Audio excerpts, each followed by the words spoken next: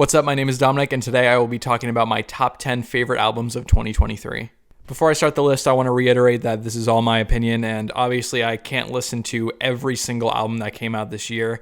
It's very likely that in a couple months from now, I'll hear an album that came out this year that I think could easily make the list, and I just haven't heard it yet. But I always make a good effort in listening to as many albums as I can in any given year, so I'm pretty happy with this list. So without further ado, let's get started. At number 10, we have The Ballad.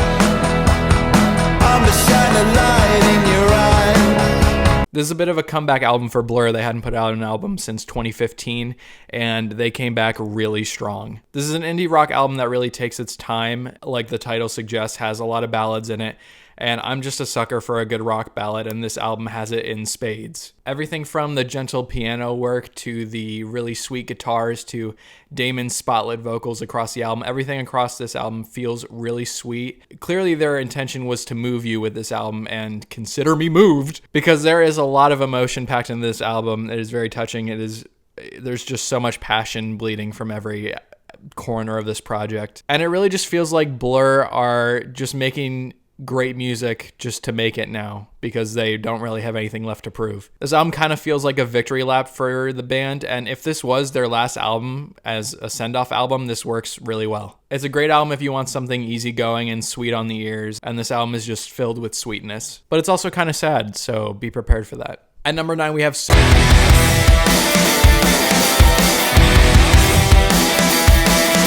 Thank God we have a good Fall Out Boy album in 2023, because they have had a rocky past decade, and after a really long hiatus, their longest actually to date, I believe, they come back with So Much for Stardust, and when that first single hit, oh my God, I was on the hype train. And while I don't think the album actually lived up to that first lead single, this entire album is a really great project altogether, and I've seen it get bashed for kind of how all over the place it is, but I think that's honestly kind of the point of this record. They have this new logo with like a half smiley face, half sad face thing, and I think that this album kind of reflects those extreme changes in emotion and tone across the record, because you'll have a really happy song on the surface on one track, and then immediately after it you'll have a clearly sad sounding track or a clearly dramatic and intense sounding song. So there's a lot of juxtaposition across the album, but I think that honestly works in the album's favor. I don't think Fall Out Boy have ever intended to make an entirely cohesive album since maybe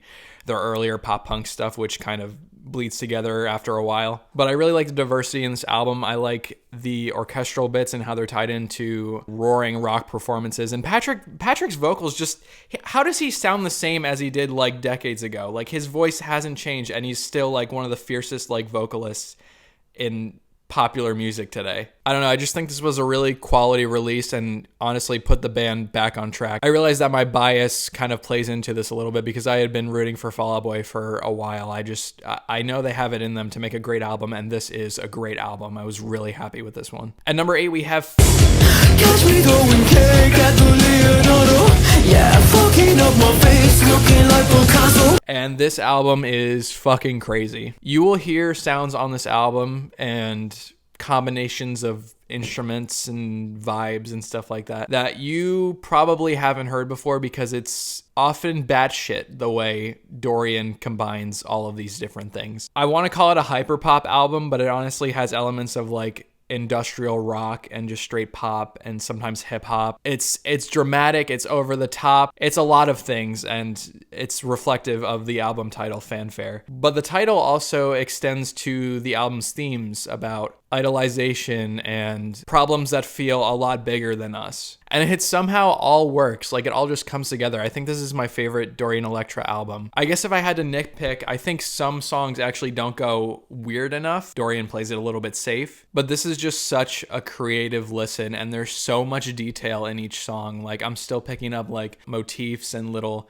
instrumental bits and details in the background that I haven't picked up on even 4, 5, 6, 7 listens in. Especially the song Puppet. I think that's one of the best songs released this year. It's such a deceptively simple song, but there's so much going on, and it's just so unhinged, and this album's dirty. It's very horny, by the way. I should warn you that it's very dirty, it's grimy, but in a good way. At number 7, we have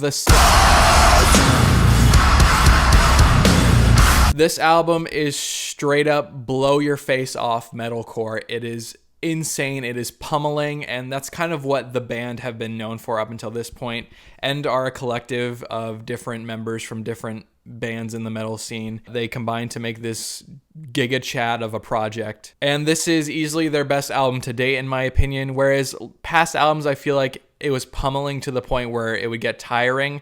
There's a little bit more space in this album. The songs are shorter, but they're more immediate and they're more harder hitting. I think the breakdowns are insane on this album. One of the best and heaviest albums I've heard this year. I mean, these riffs are just monstrous and insane and so satisfying. Definitely give it a try if you like heavier music. And at number 6, we have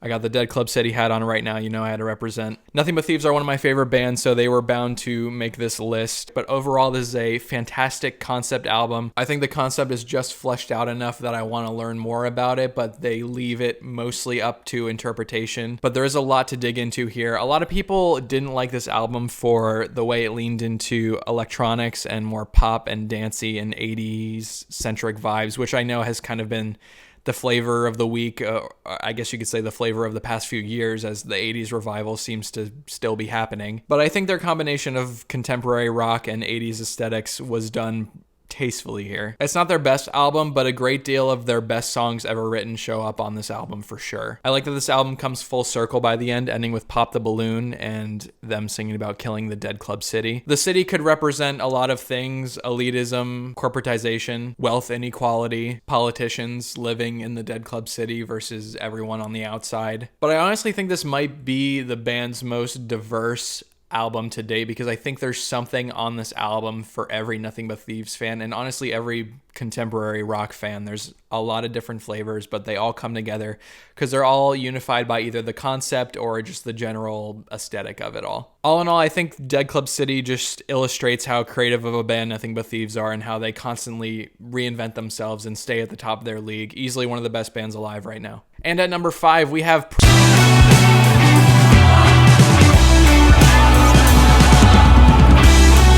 This is another extremely creative rock record that came out this year.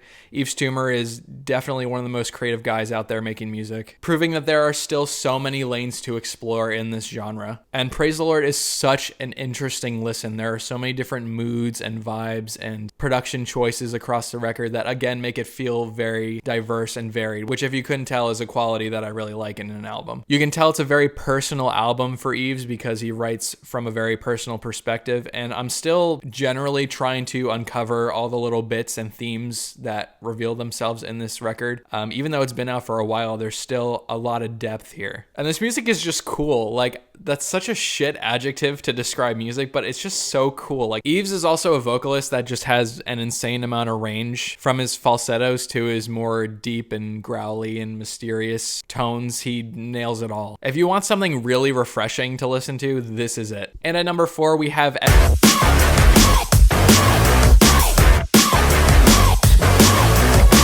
I believe this is the first Paris album where Lynn Gunn is completely doing the shit on her own. She's not self-producing, but she is the complete and sole creative force behind the band, and this is a triumph of an album for her. She clearly doesn't need the rest of the band to carry this project forward because this is an absolute statement of an album. The amalgamations of genres on this album shouldn't work in theory, but they work really well, and Lynn Gunn completely sells it with her cutthroat vocal performances. It's got a little bit of industrial rock, it's got a little bit of trap, it's got some ambient and atmospheric stuff towards the back end. It all transitions really smoothly, and you see this shifting throughout the album that's really cool. It's really satisfying to see where the album finally ends up at the end in this grand statement of wanting to be heard, and I think that's really powerful coming from a woman who was previously in a band and is now the complete sole force behind it and is just making a stand and wanting to be remembered for something. She's saying she wants to be evergreen. She wants her legacy and her music to live on forever, and I hope that with this album that is true, because this album kicks so much ass. At number 3, we have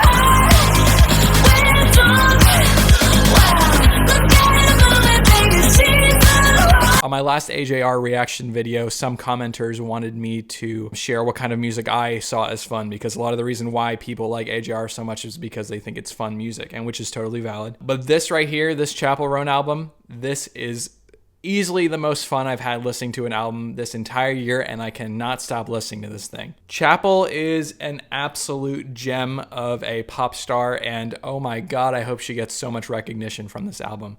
I don't even know where to start with this one. Let's start with the fact that this is a completely authentic and unadulterated display of queerness and sexuality, and it's so cool to see that done with such confidence and such swagger and such joy and such happiness. But you should know before going into this album that this thing is extremely campy in the best way possible. It's got so many cute ad-libs and like funny moments. Like, this album is genuinely funny at times, but it's also really sad at times, and the way Chappell can turn on a dime both vocally and tonally and lyrically across many tracks throughout the album, it's just insane how she pulls off everything so perfectly, and her voice is just stunning. This album puts every other pop album that got put out this year to shame. Olivia Rodrigo and Taylor Swift could not make an album this good. This is just a really fucking great time of an album, so definitely check this one out. This one's super accessible, it's super fun. I think anyone could get a huge kick out of this. And at number 2 we have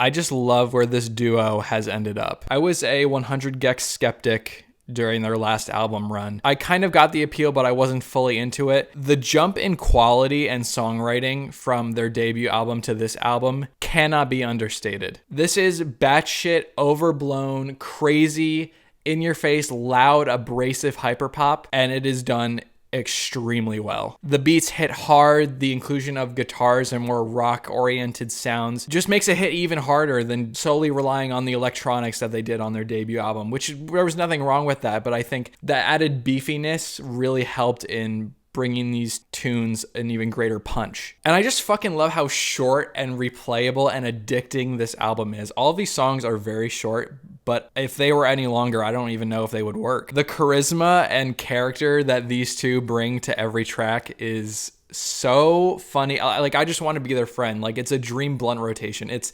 100 gecs, it's Chappell. I don't know who else on the list I would want to be in a blunt rotation with, but those three on first listen, if you're sort of unfamiliar with hyperpop, you might turn this on and be like, this is absolute shit, this sounds terrible, these lyrics are asinine. Once you really dive into the lyrics, like, it actually is kind of a profound record about a lot of things, relationships, how people perceive you, which is, I guess, a problem with anyone that makes hyperpop, because it's a very abrasive genre and one that is not immediately accessible to most people. And it ends with the song Me, Me, Me, which is a statement on identity. It works as a way for 100 gecs to be like, you can see all of this stuff on the surface that we're doing, but you'll never really know about me and who I am on a deeper level, because what you see is a surface level. It could be a commentary on parasocial relationships, but I also think it's a statement of self and how the world tries to pin 100 gecs down, but they'll never quite know who they are. And at number 1, the best album of the year, in my opinion, is 'Cause I really wanna know, will anybody ever love me? For good reasons, without grievance, not for sport. This album ruins me emotionally every time I listen to it.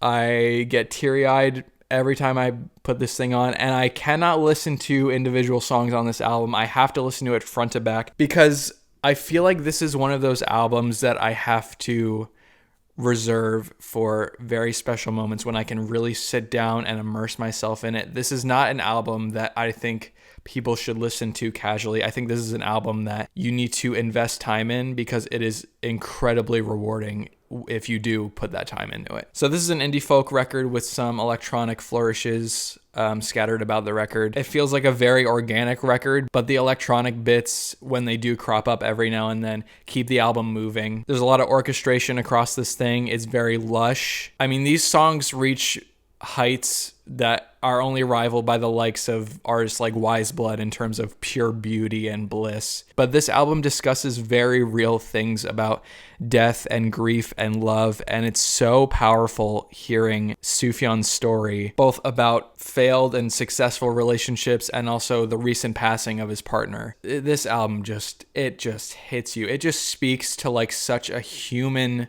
part of all of us. And even if you haven't lost someone that close to you in your life, it hits you in such a way that very few albums do. Like an album like this with the emotion packed into it only comes around every so often. And it's honestly, Javelin is just an incredible experience. I cannot recommend it enough. If you listen to one album from this list, it has to be that one. In terms of the most accessible, I would say it's The Chapel, but if you really want an experience, a journey, an emotional journey, I would listen to Javelin. It's like a warm hug, but you're also sobbing through it. I don't know if any of that made any sense. This was completely off the cuff, this whole video, so I probably missed some things that I wanted to say. But that's going to do it for my top 10 albums of 2023. Let me know what you thought of the list, if there's anything you thought should have made the list, or if you want to comment your own list or your own favorite or top 5 or top 10 albums down below. Please do, because I read all the comments and I try to respond to most of them. So thank you guys so much for the support. The way my last album reaction blew up is kind of crazy. I was not expecting that, but hopefully I can make more music related content like this in the future if you guys want that. And I will see you in the next video. Peace out.